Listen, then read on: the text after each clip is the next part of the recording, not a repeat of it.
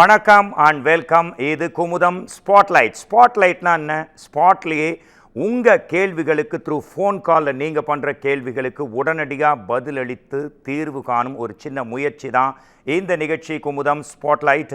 பல்வேறு துறைகளைச் சேர்ந்த பல்வேறு எக்ஸ்பர்ட்ஸ் இந்த ப்ரோக்ராமில் வந்து உங்கள் டவுட்ஸ்க்கு அவங்க ஆன்சர் பண்ண ரெடியாக இருக்காங்க. இன்றைக்கி வீடு மனை சம்பந்தமான அப்ரூவல், பிளானிங், பட்டா மாறுதல், ஒரு இடம் வாங்கணுன்னா என்ன பண்ணணும், அப்ரூவல் கொண்ட இடம் வாங்கிறதுக்கு அன்அப்ரூவ்டு இடம் வாங்கணும், அன்அப்ரூவ்டு வீடு வாங்கினா என்ன ப்ராப்ளம், இந்த மாதிரி பல்வேறு கேள்விகள் நீங்கள் தாராளமாக கேட்கலாம். டிவி ஸ்க்ரீனில் ஸ்க்ரோல் ஆகிட்டு இருக்க நம்பருக்கு கால் பண்ணிங்கன்னா and engineer A Balasubramani sir இங்கே இருக்கார், MD and of course proprietor Shri Bava planners and engineers. வணக்கம் அண்ட் வெல்கம் சார். வணக்கம் சார். ஆக்சுவலாக பொதுவாக வந்து படித்தவங்களுக்கு நாலேஜ் இருக்கும், படித்தவங்களுக்கு எல்லாம் தெரியும். ஆனால் இந்த அப்ரூவல், பிளானிங், லேண்ட் வாங்கணும் இல்லை வீடு விற்கணும், இந்த மாதிரி விஷயத்தில் படித்தவங்க படிக்காதவன்ற பாகுபாடே இல்லாமல் யாருக்குமே எதுவுமே சரியாக தெரிய மாட்டேருந்து. ஆக்சுவலாக ஃபஸ்ட்டு பிளானிங்னா என்ன, அப்ரூவல்னா என்ன சார்? அப்ரூவ்டுன்னா பிளானிங்னா என்னன்னு கேள்வி கேட்குறீங்க. சந்தோஷம். பிளானிங்ன்றது கட்ட போகிற வீட்டுக்கு உண்டான வரைபடம். நம்ம என்ன பிளான் பண்ணுறோன்றது தான் பிளானிங்.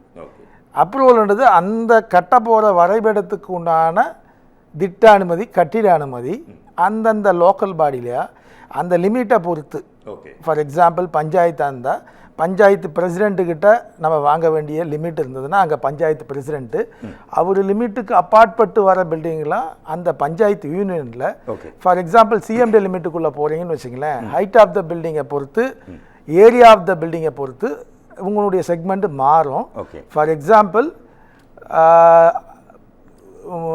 8 கிச்சன் வரையில், சாரி கார்பரேஷன் லிமிட்டில் 16 கிச்சனு 10,000 ஸ்கொயர் ஃபீட்டு எஃப்எஸ்ஐ ஏரியா வரையில் அலோவபிள்.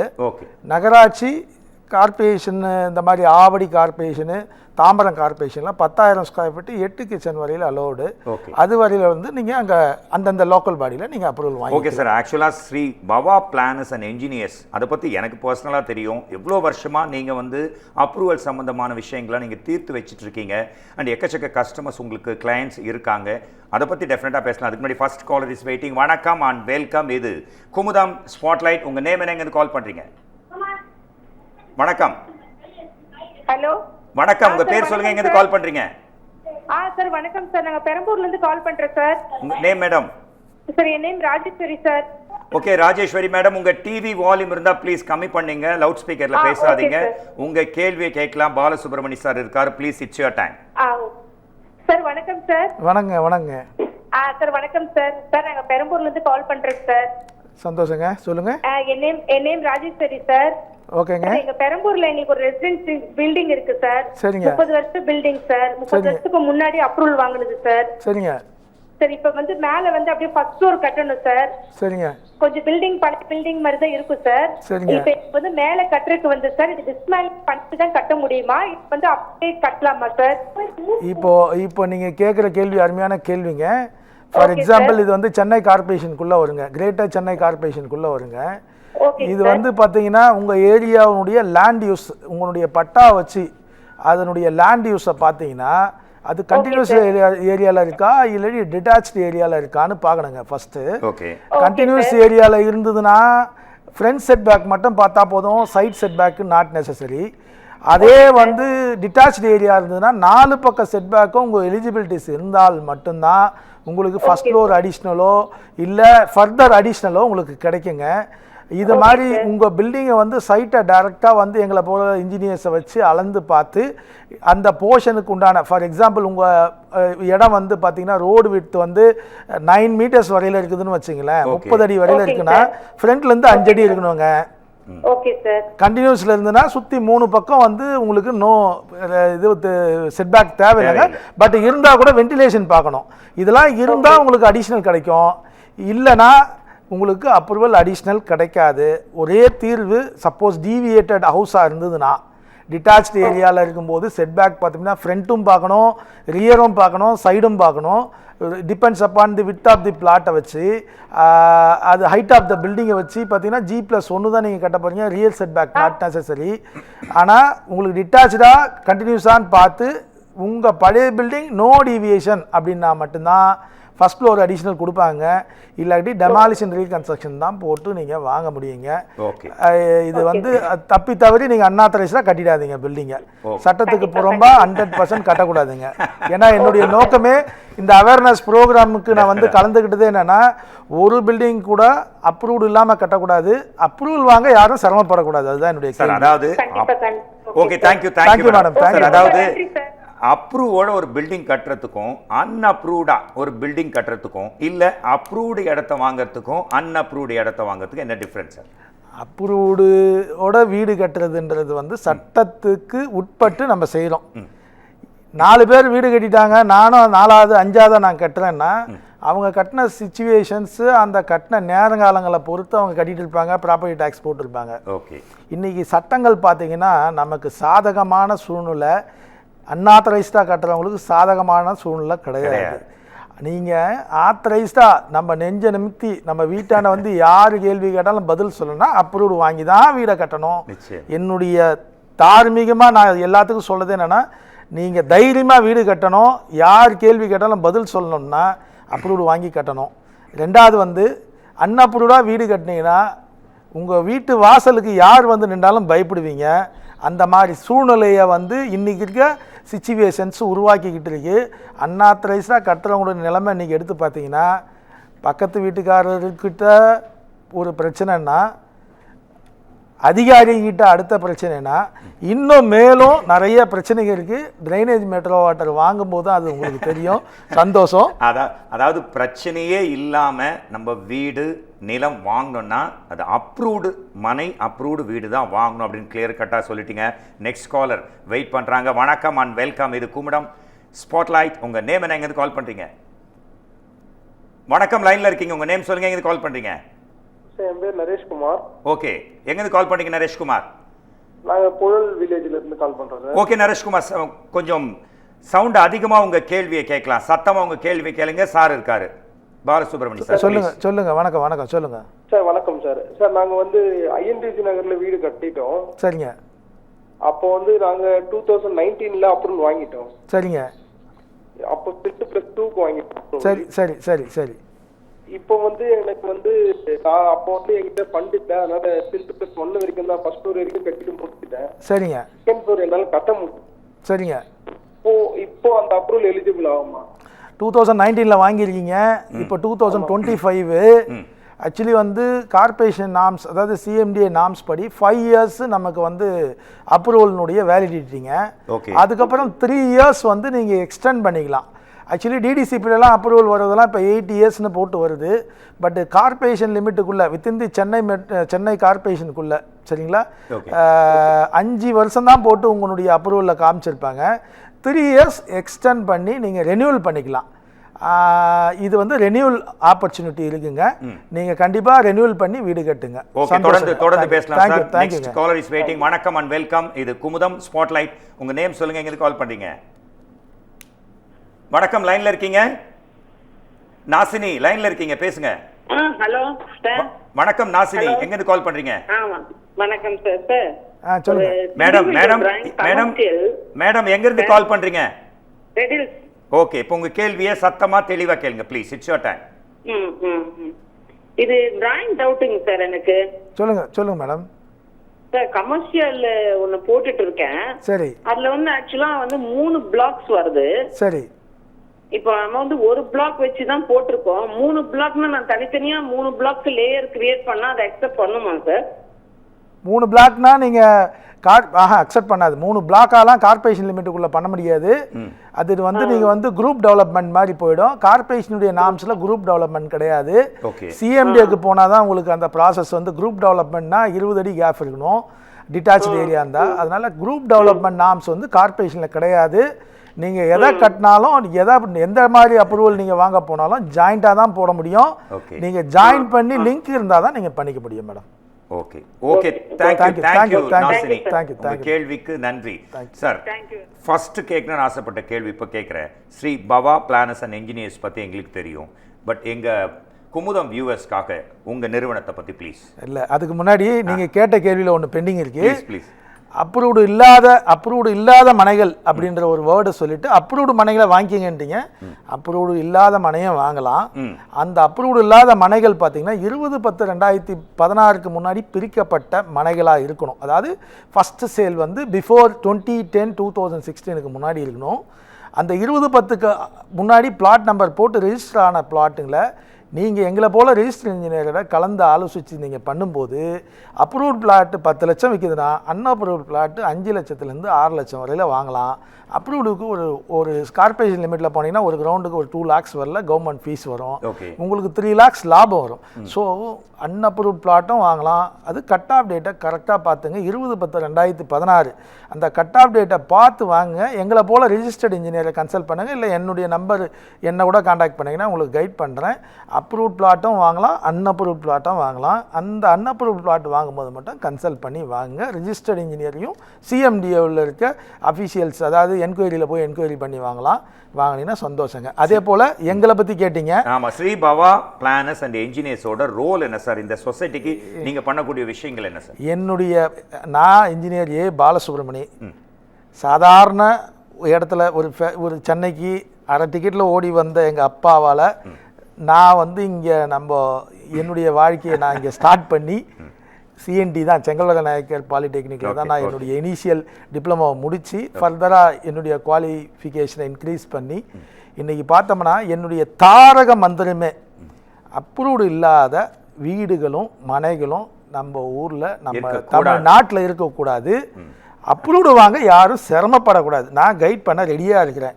அப்ரூவ்டுக்கு எந்த இடத்துலையும் போய் யாருக்கிட்டையும் ஏமாறக்கூடாது. ஏன்னா இன்றைக்கி பார்த்தீங்கன்னா ரிஜிஸ்டர்டு இன்ஜினியர்கிட்ட போய் எத்தனை பேர் அப்ரூவல் வாங்குறாங்கன்னு தெரியாது. ஆனால் நிறைய பேர் நமக்கு இடம் வாங்கி கொடுத்தவங்க, நமக்கு நட்பில் இருக்கவங்க, நம்மளுடைய நெக்ஸ்ட் நமக்கு யாரெல்லாம் சப்போர்ட் பண்ணாங்களோ அவங்களாண்ட கொடுத்துட்டு அது அப்ரூவ்டு கிடைக்காம, ஏன்னா சில பில்டிங்லாம் பார்த்தீங்கன்னா அப்ரூவ்டு வாங்க கொடுத்துட்டு வீடை கட்டி கிரகப்பிரவேசம் பண்ணிட்டு அப்ரூவல் வாங்க முடியாமல் வந்த கேசஸ்லாம் நான் பார்த்துட்டு இருக்கேன். இந்த மாதிரி சூழ்நிலையில் பார்த்தீங்கன்னா அவங்களுக்கு அப்ரூவலே வாங்க முடியாது. ஏன்னா கட்டி முடிச்சிட்டாங்க, டிவேட் பண்ணியிருப்பாங்க, அப்ரூவல் வாங்க முடியாது. இல்லை ஒருத்தர் சொன்னாராம் சார், ஆக்சுவலாக நான் வீடுலாம் கட்டிட்டேன், ஆனாலும் பயமாக இருக்குது. எதனால் பயமாக இருக்குது? லேண்டு யாருதுன்னு தெரியல. அந்த மாதிரி இருக்கிற லேண்டு அது வந்து அப்ரூவ்டு வாங்கணும் அப்படின்னா அப்ரூவல் வாங்கி கையில் வந்த பிறகு வேலையை ஆரம்பிக்கணும். என்னுடைய தார மந்திரம் இது. நான் 33 வருஷமாக கிட்டத்தட்ட பார்த்தீங்கன்னா முதல்ல அவர் ஒரு 50-60 வயசில் வீடு கட்ட போகும்போது என்கிட்ட வந்தாங்க. அவர் கட்டி முடிச்ச அவர் 5 இயர்ஸ்க்குலாம் அவங்க பையன் வந்து என்கிட்ட அப்ரூவல் வாங்கினேன். 20 வயசு ஒரு பையன் வந்திருந்தாரு. எப்படிங்க உங்களுக்கு தெரியும்? பாபா எங்கள் அப்பா கட்டினாரு, எங்கள் தாத்தா கட்டி 3 ஜென்ரேஷனாக நீங்கள் கிட்டத்தட்ட நாங்கள் பண்ண ஆரம்பித்து நம்மளுடைய லிங்க்கில் பார்த்தீங்கன்னா சென்னை லிமிட்டுக்கு உட்பட்டு மட்டும் இல்லை, நாங்கள் அலோவர் தமிழ்நாடு ஃபுல்லாக பண்ணுறோம். அதில் வந்து குறிப்பாக திருவள்ளூர் மாவட்டத்துக்கு உட்பட்டோம், காஞ்சிபுரம் மாவட்டத்துக்கு உட்பட்டோம் நாங்கள் நிறைய பண்ணுறோம். அதே போல் சென்னை கார்பரேஷனில் அதிகமாக பண்ணுறோம். ஓகே அடுத்த காலர் ரொம்ப நேரமாக வெயிட் பண்ணிட்டு இருக்காரு. வணக்கம் அண்ட் வெல்கம். இது குமுதம் ஸ்பாட்லைட். உங்கள் பேர் என்ன, எங்கேருந்து கால் பண்ணுறீங்க? சார் நான் வருண் பேசுகிறேன். எங்கேருந்து கால் பண்ணுறீங்க மிஸ்டர் வருண்? புழலேருந்து சார். புழலேருந்து. உங்கள் கேள்வி என்ன? தெளிவாக சத்தமாக கேளுங்க சார். ஒன்றும் இல்லை, இப்போ இங்கே புழலில் ஒரு 47,000 ஸ்கொயர் ஃபீட் இடம் இருக்கு. ஓகே. பட் அது டிஜிட்டலாக இருக்கு. என்ன அண்டர்ஸ்டாண்ட் பண்ண முடியல, சொல்லுங்க. கொஞ்சம் சத்தமா பேசுங்க வருண். சார் ஒன்றும் இல்லை சார், இப்போ 47,000 ஸ்கொயர் ஃபீட் இடம் இருக்கு சார். Okay okay. அது இண்டஸ்ட்ரியலாக இருக்கு. இது இண்டஸ்ட்ரியலா இருக்கு. லேண்ட் யூஸ் இண்டஸ்ட்ரியலா இருக்கு. Okay okay okay okay. நான் இப்போ வந்து அது ரெசிடென்ஷியலா மாத்தணும், நான் பிளாட் போட்டு சேல் பண்ற மாதிரி ஐடியா இருக்கு. சரிங்க, லே அவுட்டா நீங்க பண்ணணும், என்ன வழின்னு கேக்குறீங்க, அதுதானங்க? ஆமா சார், ஆமா சார். புழல்ல இருக்கிறீங்க, நானும் கிட்டத்தட்ட குளத்தூர்ல தான் இருக்கேன். நீங்க என்னையே வந்து நேரா பார்க்கலாம். இருந்தாலும் நீங்க கேட்டுட்டீங்க 100% இது வந்து அக்ரிகல்ச்சரா இருந்தால்தான் நீங்க பயப்படணும். இண்டஸ்ட்ரியலாக இருந்தால் நீங்கள் பயப்பட தேவையில்லை. இண்டஸ்ட்ரியலாக இருந்தால் நீங்கள் அப்ரூவல் வாங்கலாம். சிஎம்டிக்கு போயும் பண்ணலாம். அது வந்து கார்பரேஷன் லிமிட்டுக்குள்ளேயே முடிஞ்சாலும் கார்பரேஷன்லேயே பண்ணிடலாம். இண்டஸ்ட்ரியலுக்கு ஒரு கேள்வி இல்லைங்க. இண்டஸ்ட்ரியல் வந்து ரெசிடென்சியலும் அங்கே யூஸ் பண்ணலாம், ஒன்றும் பிரச்சனை இல்லை. பட் அது ஒரு கண்டிஷன் போட்டு பண்ணுவாங்க, அதுபடி பண்ணிக்கலாம் சார். ஓகே சார், தேங்க்யூ வரும் சார். தேங்க்யூ வரும் சார். அதாவது ஒரு அப்ரூவ்டு பிளாட்டை வாங்குறதுக்கும் அன்அப்ரூவ்டு பிளாட்டும் இல்லை அன்அப்ரூவ்டு இடத்த லேண்ட் மட்டும் இல்லை வீடு வாங்குறதுக்கு என்ன மேஜர் டிஃப்ரென்ஸ், என்னென்ன விதமான பிரச்சனைகள்லாம் அவங்க எதிர்கொள்ளலாம் சார்? அப்ரூவ்ட் பிளாட்டை பற்றி நான் ஆல்ரெடி சொன்னேன். ஆமாம், அந்த ரெகுலரைசேஷன் அந்த 20/10/2016 கட் ஆஃப் டேட் பார்த்து வாங்கிக்கோங்க. வீடுன்றது 100% அன்அப்ரூவ்டாக இருந்தால் தயவு செய்து வாங்காதீங்க. ஏன்னா அன்அப்ரூவ்டு அது ஏஜ்டு நம்ம வீட்டுக்கு பக்கத்தில் அந்த மாதிரி ஏதோ ஒன்று நமக்கு சேர்ந்து வருது, அது வந்து நமக்கு வந்து டெமாலிஷன் கண்டிஷனில் இருக்குதுன்னா பண்ணலாம். பட் ஒரு நியூ கட்டடத்தை அன்ஆத்தரைஸ்டாக கட்டின வீட்டை வாங்காதீங்க ஃபஸ்ட்டு. ஏன்னா அந்த மாதிரி ஒரு அப்ரூவலை வாங்கினீங்கன்னா, அந்த மாதிரி அப்ரூவல் இல்லாத கட்டடத்தை வாங்கினீங்கன்னா ஃபஸ்ட்டு உங்களுக்கு லோன் கிடையாது. நீங்கள் லோனுக்கு போனீங்கன்னா rate of interest suppose private பேங்க்கில் நான் பண்ணித்தரேன்னு வாங்க, உங்கள் சேலரி பேஸ் பண்ணி அது வந்து உங்களையும் சாப்பிட்ரும் உங்கள் வீட்டையும் சாப்பிட்ரும். அது வேண்டாம். அப்ரூவ்டு வாங்காத கட்டடத்தை 100% வாங்காதீங்க. கட்டிய கட்டடத்தை வாங்காதீங்க. அப்ரூவ்டோடு இருக்கிறத வாங்குங்க. உங்களுக்கு நிம்மதியான ஒரு நெக்ஸ்ட் ஸ்டெப்பு கொடுக்கும். அடுத்த ஜெனரேஷனுக்கு நிம்மதியான ஒரு சொத்தை நீங்கள் வாங்கி கொடுத்துட்டு போவீங்க. அப்ரூவ் இல்லாத வாங்காதீங்க. Okay sir. இப்போது நாமே அப்ரோச் பண்ணி அப்ரூவல் மற்ற விஷயங்கள் பட்டா இந்த மாதிரி வாங்கிறதுக்கும் ஒரு ரெஜிஸ்டர்டு இன்ஜினியர் மூலமாக வாங்குறதுக்கும் என்ன மேஜர் டிஃப்ரென்ஸ் இருக்கும் சார்? சார் ரிஜிஸ்டர்டு இன்ஜினியர்னாலே அனுபவம் தான், வேறு ஒன்றும் இல்லை. அப்ரூவலில் இத்தனடி ரோட்டில் இத்தனை ஃப்ளோர் கட்டலாம், இத்தனடி ரோட்டில் இவ்வளோது எக்ஸ்டென்ட் இருந்ததுன்னா நீங்கள் இவ்வளோ பில்டிங் கட்டலான்றது தான் முதல்ல தெளிவு பண்ணிக்கலாம்.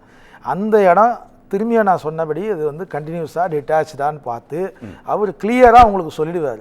இந்த இடத்துல இதுதான் சார் செட்பேக்கு, இதுபடி தான் நீங்கள் வீடை கட்டணும்னு உங்களுக்கு கொடுத்துருவாரு.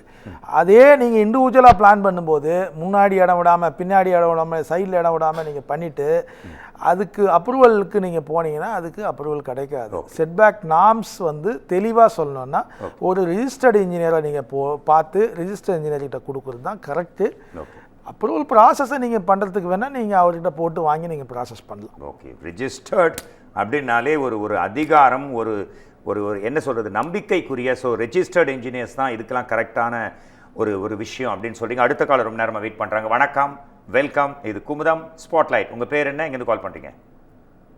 வணக்கம், லைன்ல இருக்கீங்க. வணக்கம் சார், நான் பரிமளா சார். எங்க இருந்து பரிமளா பேசுறீங்க? குளத்தூர்ல இருந்து பேசுறேன் சார். உங்க கேள்வி கேட்கலாம். சார் வெயிட் பண்ணிட்டு இருக்காரு, கேட்கலாம். பொறுமையா தெளிவா சத்தமா கேளுங்க ப்ளீஸ். Okay sir. சொல்லுங்க மேடம். சார் வணக்கம் சார். வணக்கம் மேடம். நான் ரெட் ஹில்ஸ்ல இருந்து ஒரு இடம் வச்சிருக்கேன் சார், பம்பல்துக்குளம் சொல்லிட்டு. பம்பந்தகுளம். சொல்லுங்க madam. Pambanthakulam sir. 600 square feet sir இருக்கு சார். அது சரிங்க. அது ஏரிக்கு பக்கத்துல இருக்கிறதுனால அதுக்கு அப்ரூவல் கிடைக்குமா சார்? அது ஆமாங்க, ரெட் ஹில்ஸ் லேக் ஏரியா. அது பார்த்தீங்கன்னா கேட்ச்மெண்ட் ஏரியாவில் வருதான்னு பார்க்கணும் ஃபர்ஸ்ட் ஆஃப் ஆல். கேட்ச்மெண்ட் ஏரியாவில் வந்ததுன்னு வச்சிங்களேன், அந்த கேட்ச்மெண்ட் ஏரியாவில் வந்ததுன்னா உங்களுக்கு அப்ரூவல் கிடைக்காது. கேட்ச்மெண்ட் ஏரியானா என்ன சார்? கேட்ச்மெண்ட் ஏரியானா நீர்பிடிப்பு பகுதி. நம்ம ரெட் ஹில்ஸுக்கு அதான் நீர்பிடிப்பு பகுதியாக வந்து ஆல்ரெடி டிக்ளேர் பண்ணி சிஎம்டியுடைய லேண்ட் யூஸ் ஸ்கெட்சிலேயே அது போட்டிருப்பாங்க. அதாவது க்ரீன் கலரில்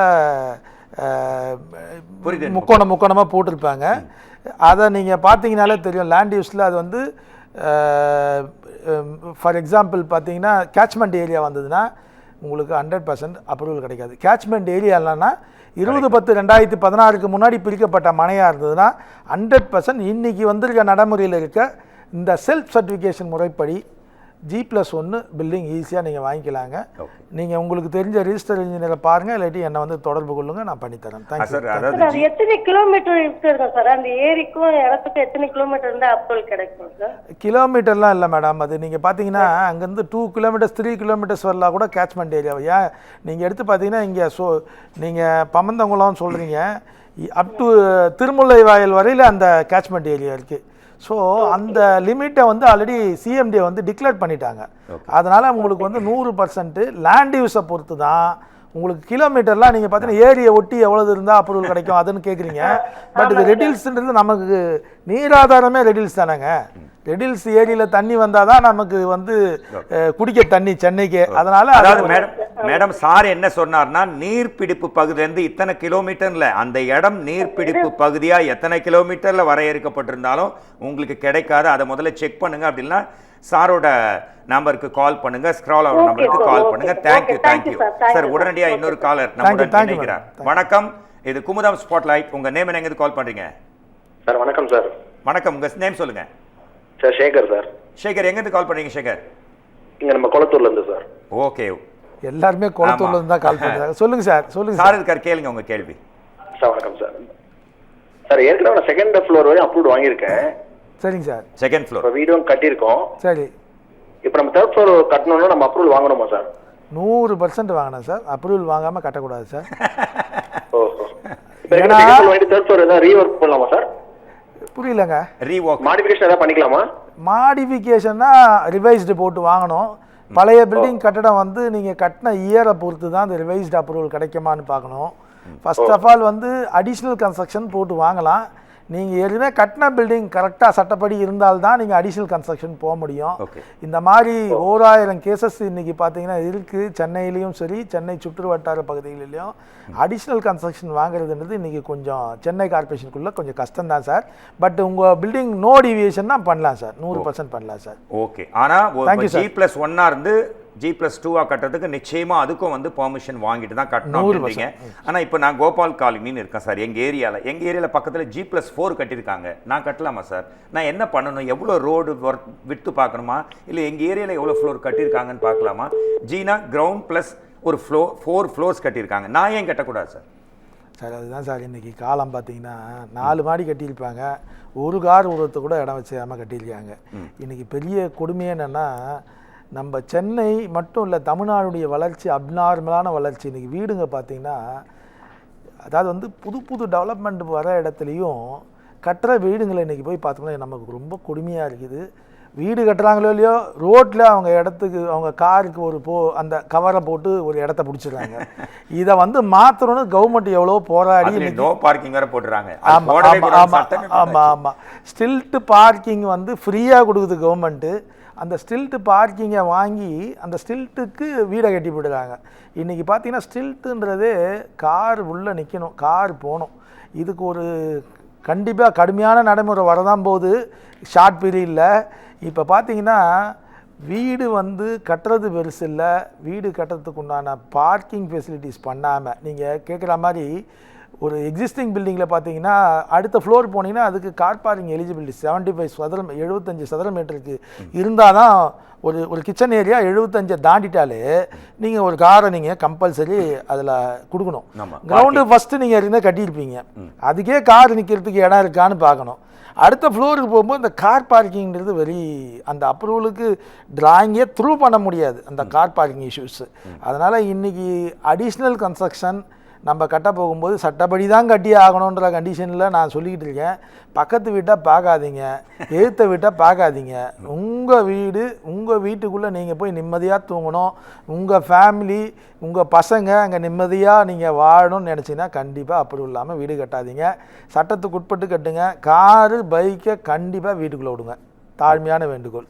ஓகே, என்னோட தாழ்மையான வேண்டுகோள். இன்னொன்று சார், இன்னொரு காலர் வெயிட் பண்ணிட்டு இருக்காரு, பேசலாம். வணக்கம், இது குமுதம் ஸ்பாட்லைட். உங்கள் நேம் என்னங்க, கால் பண்ணிட்டீங்க?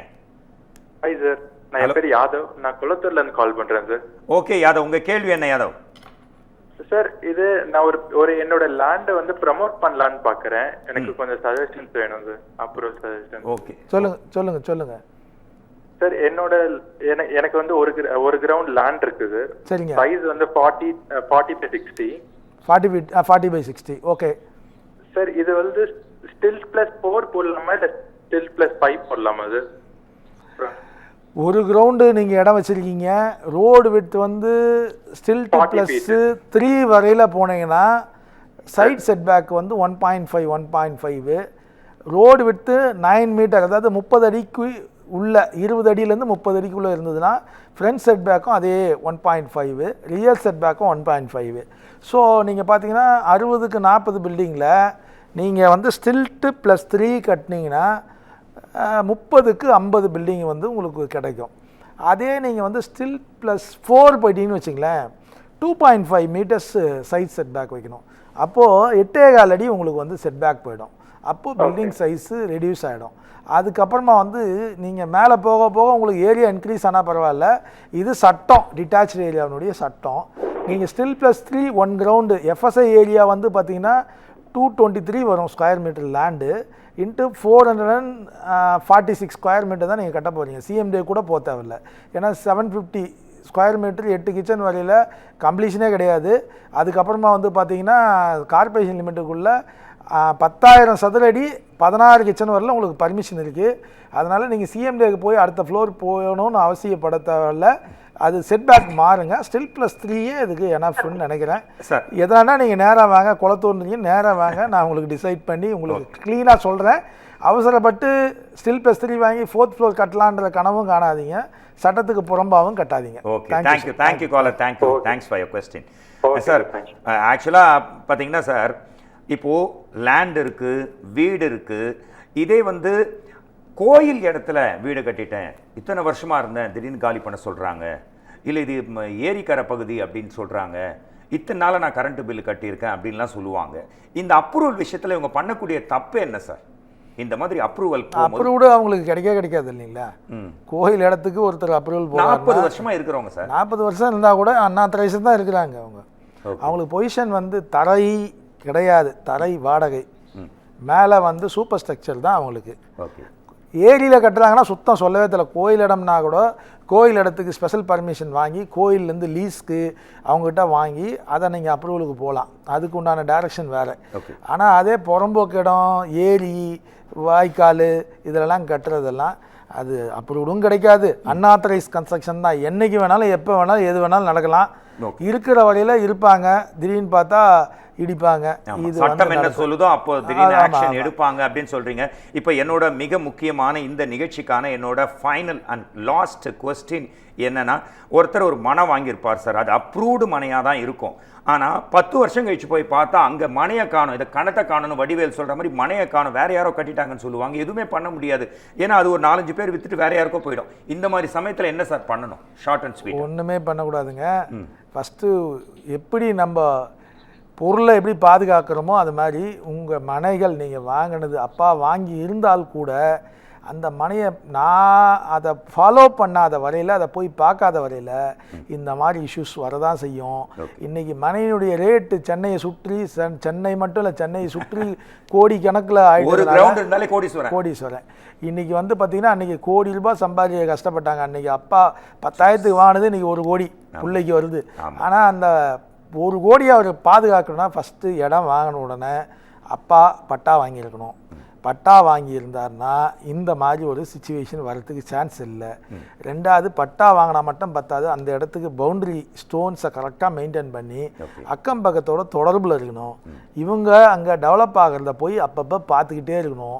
இவங்க இடத்த ஐடென்டிஃபை பண்ணி வச்சுக்கிட்டால் ஒழிய, ஏன்னா கட்டும்போதே அங்கேருந்து பக்கத்தில் கட்டிட்டு ஒருத்தர் வீடு, அவர் திடீர்னு அளந்து 10 அடி தள்ளி கட்டார்னா கடைசியாக யார் மாட்டிக்கிறாங்களோ அவங்க பிளாட்டில் வந்து 10 அடி குறைஞ்சிரும், எல்லாம் தள்ளி கட்டுருவாங்க.